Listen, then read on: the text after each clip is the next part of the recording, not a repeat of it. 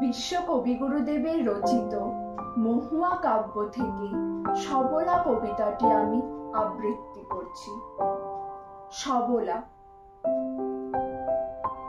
নারীকে আপন ভাগ্য জয় করিবার কেন নাহি দিবে অধিকারে হে বিধাতা?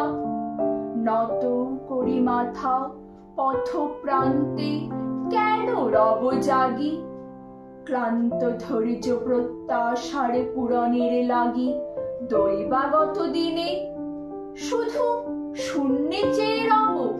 কেন নিজে নাহি লব চিনে সার্থকের পথ? কেননা ছুটাবো তেজে সন্ধানের রথ?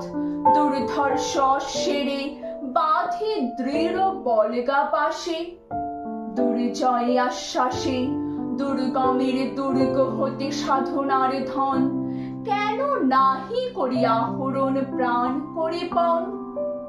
যাব না বাসর কক্ষে বধূ বেশে বাজায় কিঙ্কিনি, আমার প্রেমের বীর যে করো অসংকিনী।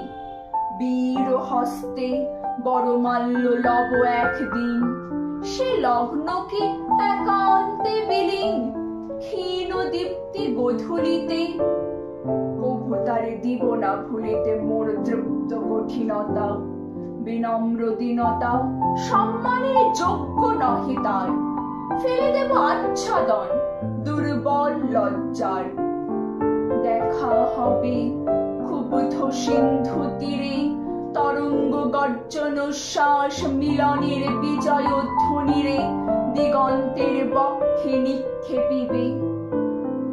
মাথার গুণ্ঠর খুলি কব তারে মর্তে বা ত্রিদেবে, একমাত্র তুমি আমার।